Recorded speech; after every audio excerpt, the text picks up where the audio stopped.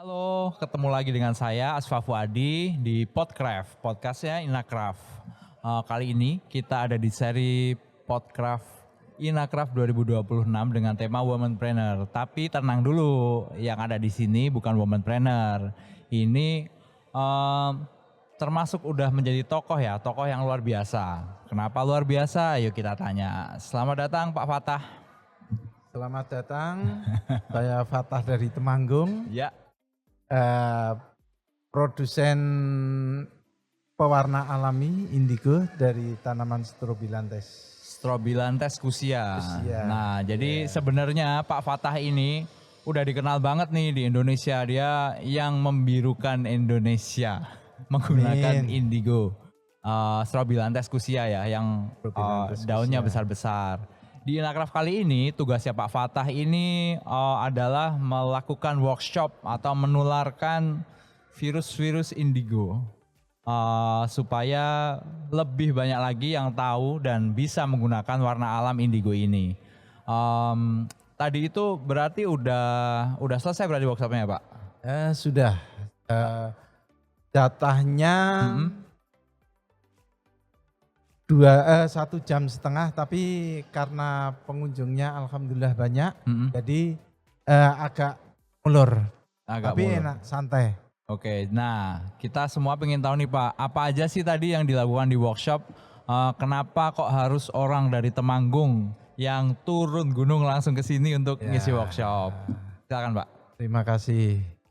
Ya nggak nyangka aja ya, tiba-tiba dihubungin, didatangin dari Ibu Yana, datang ke Temanggung, dia pengen main ke gunung juga, karena sore-sore hujan, saya ajak pakai motor. Wih. Jadi ya pakai mantol main ke kebun, padahal di ketinggian 1.300. 1.300 meter di atas permukaan, laut, air laut. Nah, di situ tadinya merasa takut setelah melihat kebun, ternyata seneng banget ya. Yo ngajak ke muter-muter malah. Jadi di tempat produksi, di tempat workshop juga, dan akhirnya saya diminta untuk bercerita tentang indigo sekaligus untuk bagaimana cara untuk membuat pewarnaan yang siap pakai untuk celup benang maupun kain. Nah, tadi. Berarti tadi di sini adalah untuk mempraktekkan, untuk bersama-sama belajar menggunakan warna alam indigo ini untuk mewarna benang dan kain. Betul. Oke, terus sebenarnya Pak ya, ada banyak pertanyaan nih tentang indigo. Jadi kan yang digunakan Pak Fatah nih Strobilantes kusia.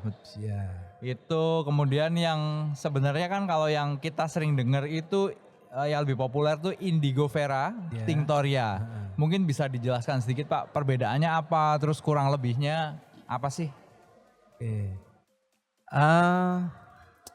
Indigo itu banyak sekali. Jadi indigo itu kan artinya biru ya. Jadi tanaman yang mengeluarkan pigmen biru itu banyak. Setahu saya ada 11, tapi di Indonesia ada 4.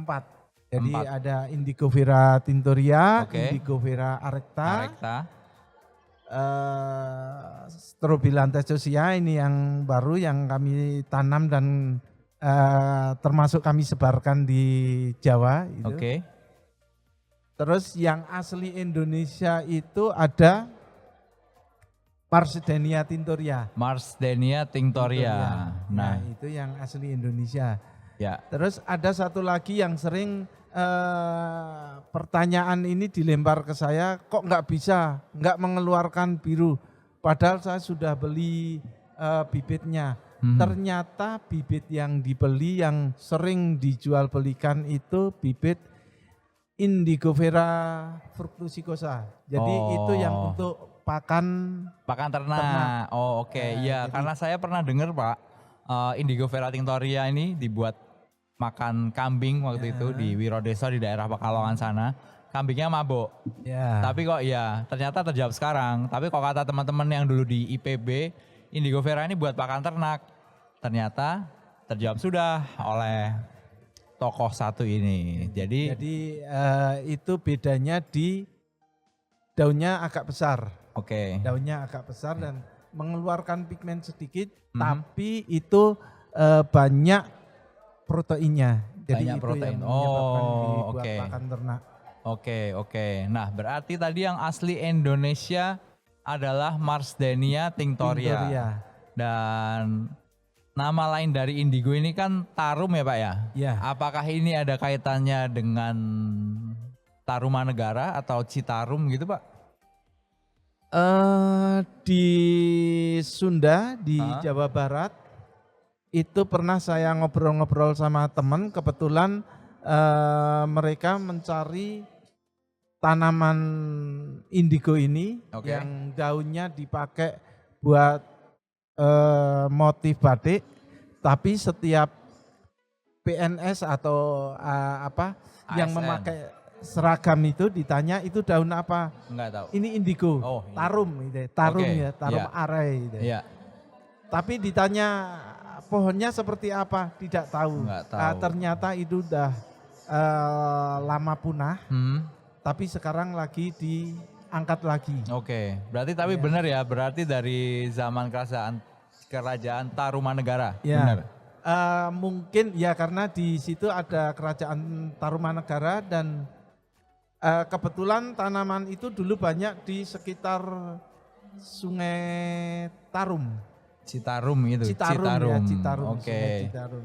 Nah ini enak kalau begini karena gosip-gosip, mitos-mitos yang selama ini kita dengar di kalangan customer atau pelaku usaha yang menggunakan indigo terjawab sudah karena ada tokoh yang mengkonfirmasi bahwa itu memang seperti itu dan ternyata nggak cuman sekedar warna biru-biru doang, nggak cuman buat keren-kerenan doang ya Pak, ada sejarahnya.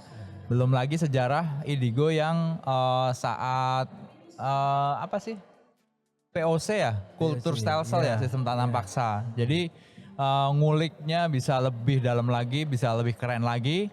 Mungkin nanti teman-teman bisa mampir aja ke booth-nya Pak Fatah ini, Sibiru atau Kusia Pak, booth-nya namanya Pak? Cusia by Sibiru. Kusia by Sibiru di hall apa Pak? Hal Cendrawasih nomor 57. Cendrawasih nomor 57. Nah bisa teman-teman langsung datang ke sana, ketemu Bapak ini, yang satu ini, dan dengan senang hati Bapak akan menjawab pertanyaan-pertanyaan Siap. seputar tentang indigo, Iya. tentang sejarahnya, tentang cara pemakaiannya, dan kalau mau, Pak kita mau tur sama teman-teman ke Temanggung, mau lihat cara pembuatannya atau lihat tempat menanamnya atau perkebunannya, bisa nggak Pak? Bisa, sangat terbuka sekali. Alamatnya di mana tuh Pak? Di Temanggung, tepatnya di Kecamatan Ngadirjo, dan tanaman ini banyak ditanam di lereng Gunung Sindoro dan Pegunungan Perahu. Oke, Pegunungan Perahu dan lereng Sindoro. Ya. Oke, dan berarti memang yang digunakan ini Strobilanthes kusia harus di lereng-lereng gunung gitu. Karena saya pernah dengar malahan indigo yang apa tuh ya Pak? Malah harus di pesisir kan? Itu jenis Indigo vera arecta ya. mungkin Arecta ya. Jadi ada dua, Indigo vera arecta dan Indigo vera tinctoria. Ya. Nah, ini kadang kebalik-kebalik. Oke. Jadi yang setahu saya kalau yang tinctoria itu yang agak di ketinggian, Oke. tapi kalau yang di mana Pesisir? di pesisir itu yang Arecta. ya, Oke. yang daunnya Nah, pendek. kemudian seorang praktisi seperti Pak Fatah ini kenapa akhirnya memilih membudidayakan Strobilanthes kusia? Tentunya ada alasan-alasannya kan Pak. Karena tadi kan ada 4 nih Pak. Ada 4, yang satu nih masih baru ditemukan lagi sejak zaman Tarumanegara dan sedang dibudidayakan, coba dibudidayakan. Nah di antara 3 ini, kenapa Bapak memilih menggunakan Strobilanthes kusia Pak? Ya, Eh, Sebetulnya awalnya bukan strobilantes ya. Kita membudidayakan yang Indigo Vera Tinctoria. Nah, cuman di situ sangat sangat mengikuti perubahan alam ya. Maksudnya musim. Musim. Jadi kalau musim kemarau misalnya, musim kemarau ini pohonnya kurus-kurus, kecil. Oke. Tapi memang kualitasnya bagus, pigmennya bagus yang keluar. Tapi kalau musim hujan itu mungkin pohonnya besar, rimbun. Tapi ketika diproses, ini satu kadang tidak jadi, kadang jadinya kurang bagus. Nah ini lebih yang- beresiko berarti Pak ya lebih berisiko dan saya hanya menanam itu sekitar 1 tahun. Dan Oke. kemudian ada teman dari Bali yang mengenalkan itu. Nah ini yang saya pelajarin karakternya sampai sekarang kita membudidayakan strobilantes fuchsia. Oke, berarti udah nggak usah coba-coba nyoba yang ini ya, nyoba yang itu. Ini pakarnya aja, pakar yang tidak mau disebut pakar ini sudah melalui proses R&D, sudah coba-coba dan yang paling the best yang dipakai sekarang tentunya ya. Kemudian saya juga sering dengar Pak Fatah ini kedatangan tamu dari Jepang, lalu dari profesor dari universitas mana, lalu ada apa gitu. Itu sebenarnya mereka apa sih Pak? Hanya rekreasi aja atau mau belajar atau malah mau memberikan masukan atau berkolaborasi tuh Pak? Kalau yang dari luar negeri kebanyakan satu penasaran, apa iya ada? Gitu. Jadi ke sana Wah betul ngejek gitu. Indonesia ada, tuh kaya bos. betul ada dan melihat tempat prosesnya pembuatan pasta dan ini tertarik dan langsung di situ ada transaksi. Oh, Dan sampai sekarang alhamdulillah kita bisa kirim ke Jepang, wih, ke Malaysia, ke Singapura mantap, juga gitu. mantap. Wah, Itu dan untuk yang teman-teman yang akademisi itu kebanyakan riset ya, riset dan tugas akhir kayak apa istilahnya mengerjakan tesis atau penelitian. penelitian lah. Oke, ya, baik. Wow, berarti memang udah ekspor ke Jepang, ke negara-negara lain dan hebat guys. Jadi Jepang itu juga sebenarnya punya budaya indigo, menggunakan tanaman mereka dan cara mereka. Namun kok bisa malah import dari Indonesia, dari Temanggung, Jawa Tengah. Dah orang Jepang aja udah percaya nih, Jepang kan quality numero uno. Ini udah kalah sama orang Temanggung. Alhamdulillah dan karena hal-hal itulah tadi Inacraft sangat berterima kasih ya atas ketersediaannya Pak Fatah untuk mengisi workshop di sini, membagi sedikit ilmunya untuk teman-teman yang di sini dan mudah-mudahan bermanfaat untuk womanpreneur juga yang ada di sini karena pelaku-pelaku usaha di Inacraft dan pengunjung Inacraft ini banyak sekali dari teman-teman wanita.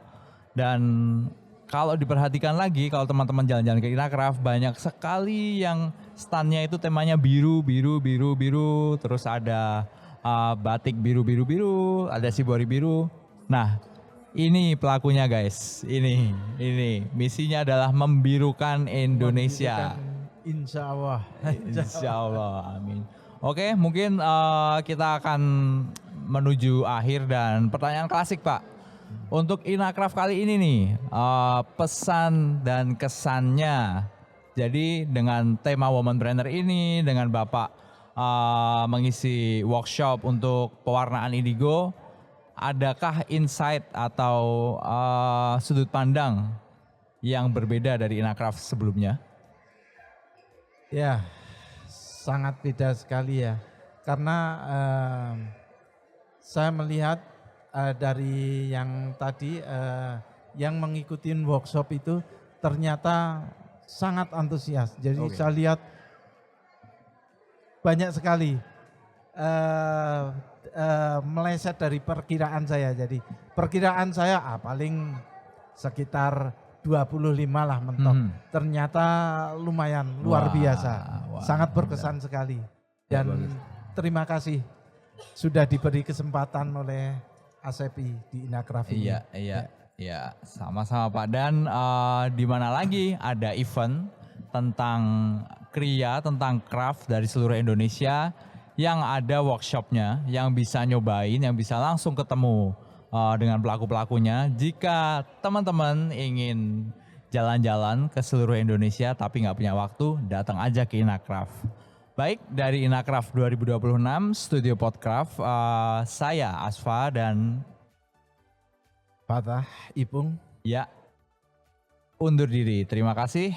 Assalamualaikum warahmatullahi wabarakatuh. Waalaikumsalam.